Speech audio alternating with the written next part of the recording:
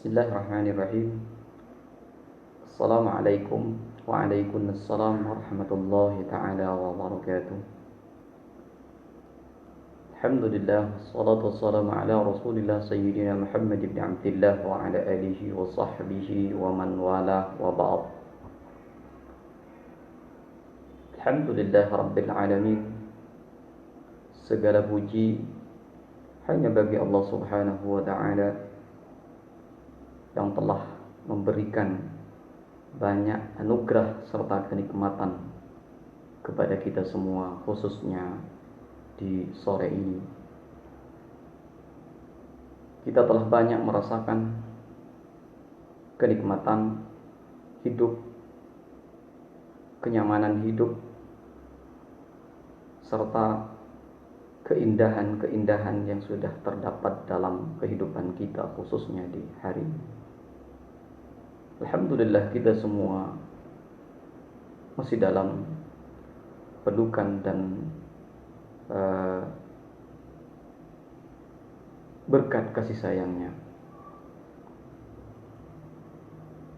Alhamdulillah rabbil alamin.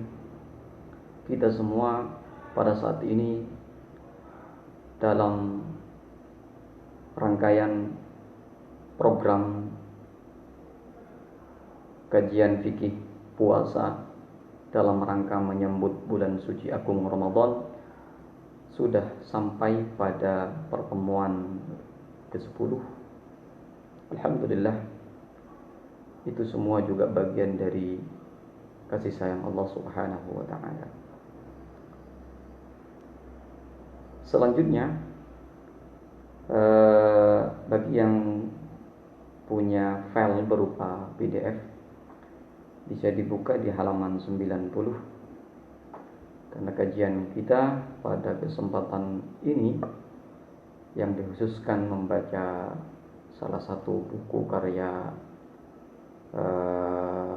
pakar hukum Islam atau fikih yang masih hidup hingga sekarang, itu Dr. Hasan Hito, juga bermazhab Syafi'i.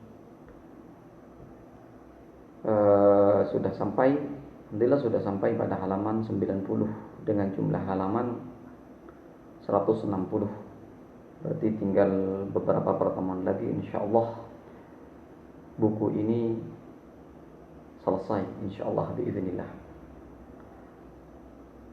Halaman 90 bisa dibuka di sub tema atau sub judul yang berupa fi'lul mahzurat bil ilja'. Di tema kita pada saat ini sesuai dengan deskripsi saya tulis di, atau judul yang saya tulis di live streaming ini, adalah berbicara tentang melakukan sesuatu yang dapat menyebabkan batalnya puasa, hanya saja dilakukannya dengan cara dipaksa, tidak dalam keinginan kita, atau tidak dalam ikhtiar kita. Itulah tema kita pada kesempatan yang sedang berlangsung sore ini. Semoga kita semua oleh Allah Subhanahu wa taala masih tetap dilindungi, dijaga hingga sampai pada bulan Ramadan nanti. Dan semoga juga kegiatan atau program ini menjadi amal ibadah yang diterima oleh Allah Subhanahu wa taala, bisa bermanfaat pada kita semua, pada orang tua kita, sesepuh kita yang sudah meninggal, sehingga beban siksanya di alam kubur dikurangi minimalnya, atau diampuni segala dosa-dosanya oleh Allah Subhanahu wa taala. Amin ya rabbal alamin. Dan yang masih hidup, semoga oleh Allah Subhanahu wa taala juga yang terpenting adalah masih tetap dijaga dengan cara selalu dalam lindungan dan ridhonya. Amin ya rabbal alamin.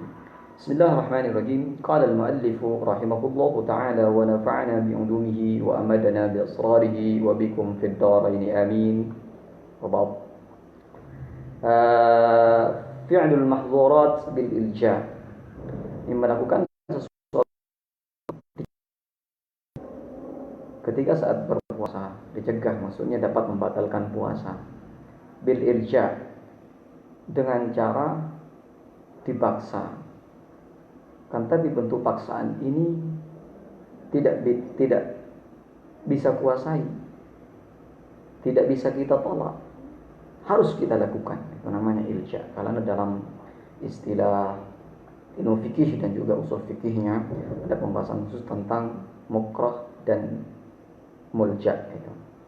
Wa in ulji as-saimu ila fi'li hadhihi al-mahdhurat qahran wa duna qasdin minhu. Andaikan ada seorang yang berpuasa dipaksa dalam kondisi darurat, tidak bisa menolak untuk melakukan sesuatu yang dapat menyebabkan puasa batal tanpa ada maksud, keinginan dan yang lainnya. Contohnya kaman ujirat ta'am. Contohnya adalah seperti orang yang dicekoki makanan, langsung dicekoki makanan pada saat itu. Au us'ital ma'u qahran, atau dituangkan air melalui hidungnya. Bi an fataha famahu wa adkhala at-ta'am wal ma' fihi.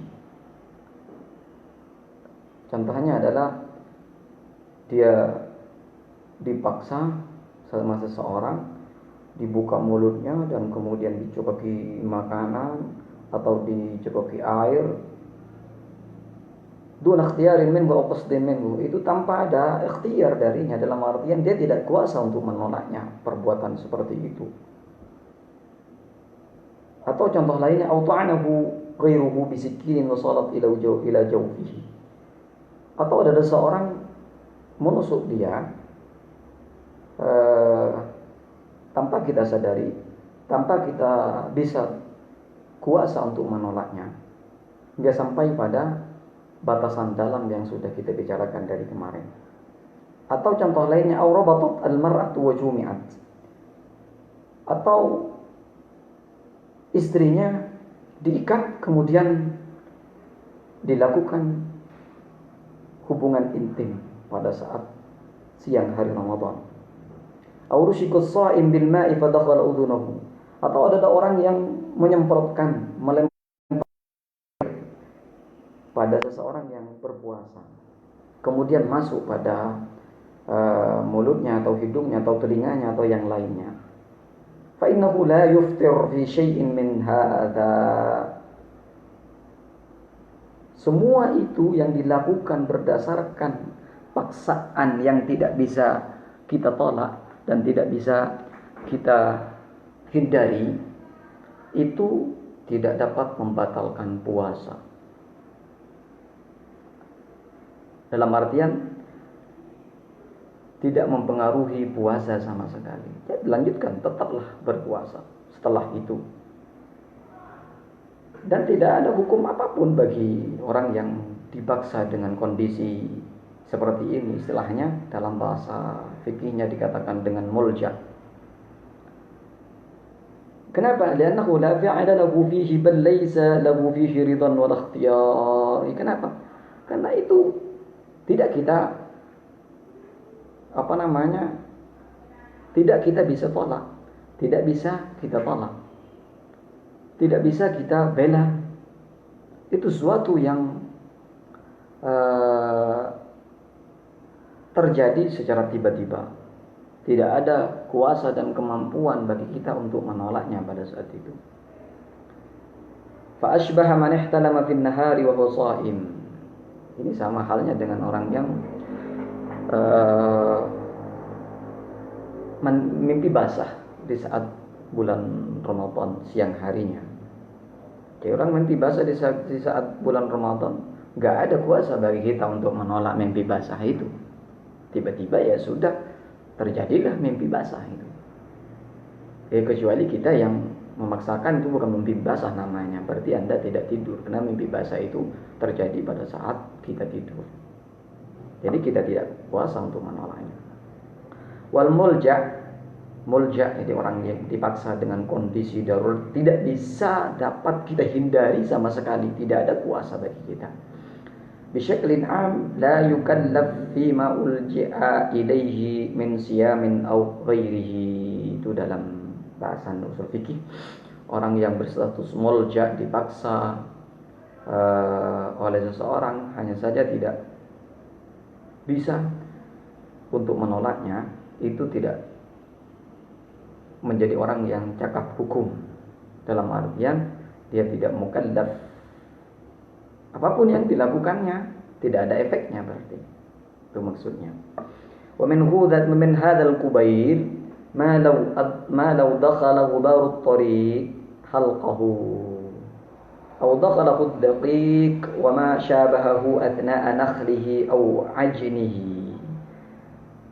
Ini dari hal ini juga masuk ke dalam bagian ini juga. Ketika kita seumpamanya pada saat berjalan-jalan di depan rumah kita atau di jalanan, kemudian ada debu yang berterbangan kemudian menyambar kita seumpamanya, dan debu itu masuk ke dalam diri kita, maka hal itu tidaklah dapat membatalkan puasa, karena itu tidak dalam kuasa kita, dalam artian kita tidak bisa menolaknya. Atau pada saat kita sedang bekerja di pabrik tepung atau di pabrik pembuat semen dan lain sebagainya, kemudian pada saat itu tepungnya atau semennya kena hirup oleh kita, maka hal itu juga tidak dapat membatalkan puasa. Itulah terkait dengan paksaan yang tidak bisa kita hindari sama sekali, tidak ada kuasa bagi kita untuk menghindarinya. Itu paksaan pertama. Yang kedua, paksaan yang tidak seperti demikian. Fi'lul mahzurat bil ikrah. Di subtema kedua melakukan sesuatu yang dipaksa, hanya saja berbeda dengan bentuk paksaan pertama yang dikenal dengan istilah ilja atau mulja, orang yang dipaksa itu mulja. Wa amma law ukriha as-saimu 'ala at-ta'ami aw asy-syarab fa akala aw syariba bi nafsihi natijatan lil ikrah.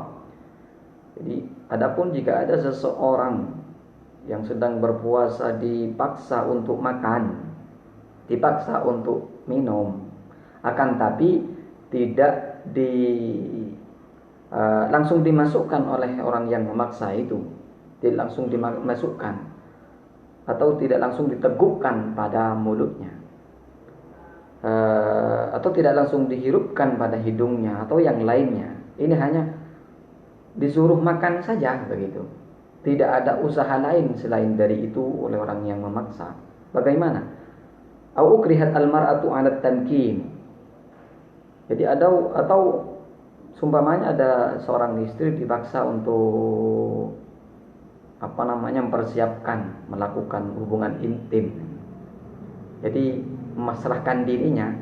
Jadi dipaksa untuk memasrahkan dirinya. Berbeda dengan yang tadi, dia diikat kemudian dilakukan itu. Sekarang ini hanya dipaksa untuk mempersiapkan dirinya, untuk memberikan dirinya. Berbeda dengan gambaran yang pertama tadi. Kalau yang pertama adalah diikat, yang kedua tidak. Maka famakanat, kemudian dia menyiapkan dirinya. Faqad ikhtalafal fuqaha'u fi fitrihi. Dalam hal ini para pakar fikih, ulama berbeda pendapat. Tapi untuk yang gambaran pertama semua tidak berbeda pendapat. Jelas, karena tidak ada kuasa untuk menolaknya yang pertama, gambaran yang pertama. Untuk gambaran yang kedua tidak. Falladhi dhahaba ilaihi jamaahiru syafi'iyyah wal hanabala wa zufar min al-hanafiyyah annahu la yuftir. Mayoritas ulama Syafi'iyah sebagai pendapat yang menjadi pedoman kita, dan juga ada pendapat lain dari lintas mazhab yaitu Hanabalah Dan salah satu ulama yang bernama Zufar dari kalangan Hanafiyah itu tidak dapat membatalkan puasa. Jadi bentuk pertama jelas, bentuk paksaan kedua bagi mazhab kita mazhab Syafi'i itu juga tidak membatalkan puasa. Khilafan li Malik wa Abi Hanifah, berbeda dengan pendapatnya Imam Malik dan Imam Abi Hanifah. Jadi dapat mayoritas ulama yang mengatakan bentuk ini tidak dapat mempengaruhi jika dilakukan pada saat puasa, itu tidak dapat membatalkan puasa. Dalilnya apa? Wahtajju, mereka berdalil bi annahu bil ikrah saqata atharu fi'lihi, dengan adanya paksaan, efek dari paksaan itu pekerjaan yang dilakukan berdasarkan paksaan itu tidak berpengaruh sama sekali terhadap puasa kita. Walihada la ya'tham bil akl, dia tidak berdosa ketika dia dipaksa untuk makan, li'annahu shara ma'muran bil akl, karena pada saat itu dia layaknya diperintah untuk makan. La manhiyan anhu, tidak dilarang untuk makan. Wa huwa kan nasi bal aula minhu bi adamil fitri, dia disamakan dengan orang yang lupa, bahkan lebih utama dari orang lupa untuk tidak dibatalkan puasanya ketika sudah melakukan hal-hal yang dipaksa. Li'annahu fi halatil ikrah mukhatab bil akal lidaf'i dararil ikrah an nafsihi. Kenapa kok orang yang dipaksa itu terlebih utama dari orang yang lupa? Karena jelas orang yang dipaksa, pada saat dipaksa dia diperintah untuk makan. Kenapa? Ya, agar dia tidak terkena akibat dari paksaan itu. Itu semuanya diancam dibunuh atau diancam tidak dikasih ini dan itu dan yang lainnya. Kalau orang lupa, tidak. Orang lupa itu tidak ada perintah di situ. Orang yang lupa. واستدلوا بما رواه الطبراني في الكبير عن ثوبان والبيهقي في السنن عن ابن عمر وابن ماجه وابن حبان عن النبي صلى الله عليه وسلم وابن ماجه وابن حبان عن النبي صلى الله عليه وسلم أنه قال. Di dasarnya juga dari hadisnya itu dinyatakan dalam sebuah hadis yang diriwayatkan oleh Tabarani, Baihaqi, Ibnu Majah, Ibnu Hibban, bahwa Nabi besar Muhammad sallallahu alaihi wasallam mengatakan rufi'a an ummati al-khata' wan nisyan wa mastukrihu alaihi. Jadi ada 3 hal yang tidak dicatat perbuatannya, maksudnya perbuatan jeleknya dalam Islam. Siapakah itu? Pertama adalah pekerjaan yang dilakukan berdasarkan kesalahan, khata, dan lupa. Kesalahan yang tidak disengaja maksudnya. Berdasarkan khata itu kesalahan yang tidak disengaja. Nisyan, lupa, pemestukrihu alaihi, dan yang ketiga adalah kajian kita, itu orang yang dipaksa. Jadi kesalahan yang dilakukan berdasarkan paksaan, itulah amal ibadah orang ini tidak dicatat. Amal kejelekannya tidak dicatat. Rufi'a ummati. Kalau dalam artian tidak berdosa. Orang melakukan 3 hal ada 3 hal orang yang tidak berdosa ketika melakukan kesalahan, yaitu orang yang tidak menyadari atau orang yang salah karena ketidaksengajaan, orang yang lupa, dan orang yang dipaksa. Itulah hadis dari hadis yang diriwayatkan oleh Tabarani, Ibnu Majah, dan lain sebagainya. Wal mas'alatu mabniyatun ala mas'alati taklifil mukrah fi usulil fiqh. Ya, kenapa ini berbeda? Orang murja itu enggak ada perbedaan tadi, karena dalam ilmu usul fikih juga dikaji pembahasan seperti ini. Apakah orang yang dipaksa itu tetap kena khitab atau perintah atau tidak? Ada yang mengatakan tidak, ya termasuk salah satunya adalah Syafi'iyah itu sudah tidak kena khitab, sudah tidak kena perintah orang demikian berdasarkan hadis itu. Wal farqu bainal mulja' wal mukrah. Ini perbedaan antara istilah mulja' dan mukrah, semuanya adalah dipaksa. Semuanya adalah bentuk pemaksaan. Cuman dibedakan dalam istilah usul fikih. Gambaran pemaksaan yang pertama yang dimana seseorang yang dipaksa tidak kuasa untuk menolaknya, menghindarinya, itu dikenal dengan mulja.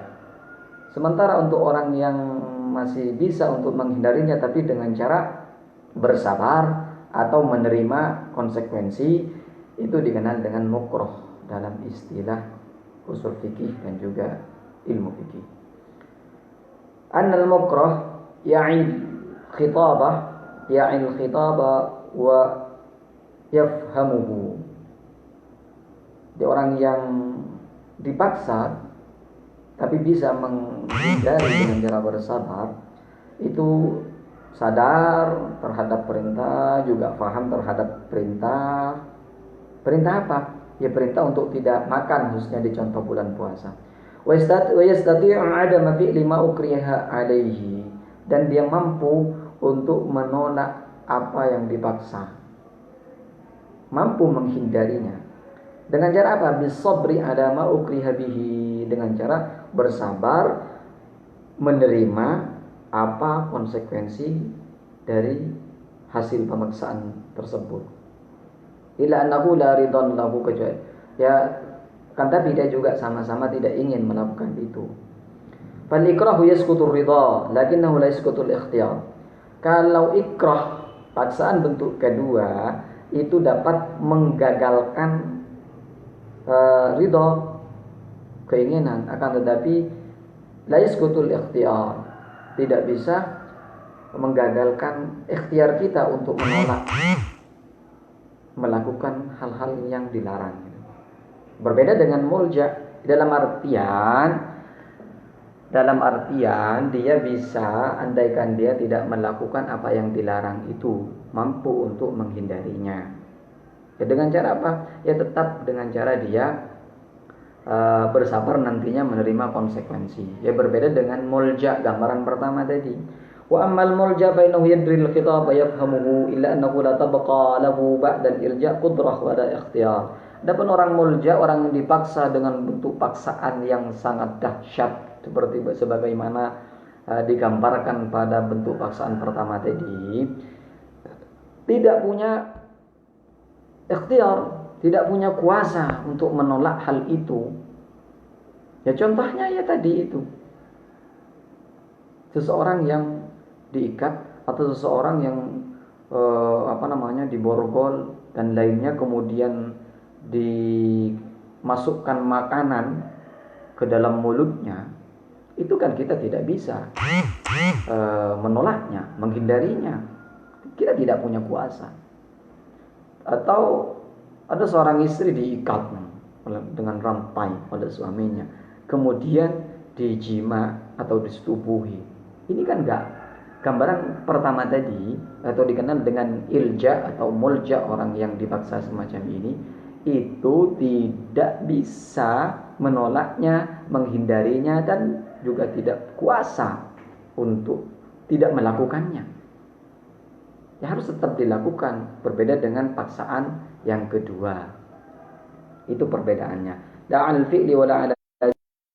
Contohnya namanya kaman ulqiya min syahikin ala sahsin yaktuluhu bi suqutihi alayhi fa innahu la budda lahu min as-suqut alayhi duna qasdin minhu ilayhi aw ikhtiyarin lahu fal ilja'u yasqutu ar-ridha wal ikhtiyar. Jadi contohnya juga semuanya ada seseorang yang dijatuhkan dari atas loteng, kemudian gitu. Itu kan di atas loteng, di bawahnya ada orang. Di bawahnya ada orang. Ya ada orang untuk dijatuhkan ke orang itu agar dia mati, seumpamanya orang yang dijatuhkan itu, kejatuhan orang yang dijatuhkan itu agar mati. Ya ketika sudah dijatuhkan, dia tidak bisa untuk menolak jatuh tersebut, tetap harus jatuh gitu. Tidak kuasa bagi kita untuk menolak hal itu. Ini bentuk paksaan yang dikenal dengan istilah ilja dalam istilah ushul fikih. Jadi terkait dengan paksaan di sini, sekali lagi saya tegaskan, Paksaan itu ada dua gambaran. Pertama, paksaan yang betul-betul tidak bisa kita hindari, dan yang kedua paksaan yang masih bisa kita hindari. Hanya saja semuanya menurut mazhab kita dan mayoritas ulama, paksaan dalam bentuk apapun ketika kita saat melaksanakan puasa Ramadan atau puasa lainnya dan dipaksa untuk melakukan itu yang dapat membatalkan puasa kita tetap disahkan atau tidak dibatalkan. Itu intinya. Sekarang berlanjut pada subtema selanjutnya, sabqu ma'il madmadati wal istinsyaq ilal jawf. Jadi subtema ini adalah berbicara tentang air yang masuk ke dalam diri kita di saat kita berkumur pada saat wudu, sebelum wudu, atau menghirup air pada saat wudu. Pada saat wudu. Kemudian pada saat itu ada air yang masuk tanpa kita sadari, tanpa kita sengaja gitu. Bagaimana? Wa inna mimma yumkin ayyulhaq bihadha wa yakuna min qubaylihi ma'ul madmadah wal istinsyaq idza sabaqa ila jawfi as-sha'im fil wudu' aw al-ghusl aw ghairihima. Jadi ketika kita melakukan, disamakan dengan perbuatan ilja, disamakan dengan perbuatan ikrah atau ilja adalah kita menelan air tanpa disengaja pada saat kita berkumur-kumur atau menghirup air pada saat adus dan wudu. Pahami, saat adus dan wudu, bukan lainnya. Waqad fassala al-fuqaha fi mawdu'il madmadati wal istinsyaq bainama idza fa'alahu fil wudu'i wal ghusli aw amrin mandubin aw wajibin wa bainama idza fa'alahu taraffuhan litabarrudi wa ghairihi min al-umur. Jadi berkumur di sini yang dimaksud oleh fuqaha itu dibedakan. Jadi berkumur pada saat wudu atau adus. Karena juga ada kita berkumur untuk membersihkan mulut, tidak wudu gitu. Itu perlu dijelaskan di sini, perlu difahami. Karena kan efek dari hukumnya berbeda nantinya. Kama fasulu baina fi'lihi lahumma ma'al mubalaghah aw biduni mubalaghah faqalu. Juga ulama mengatakan, membedakan antara melakukan kumur itu dengan cara lebih dari sewajarnya. Mubalaghah itu balagh, dengan lebih dari sewajarnya, masuk ke tingkatan sangat berkumurnya itu ada beberapa hal. Yustahabbul madmadatu wal istinsyaq lis-sha'im fil wudu' wal ghusl wa ma fi ma'nahuma mimma yundabu fihi al-madmadah.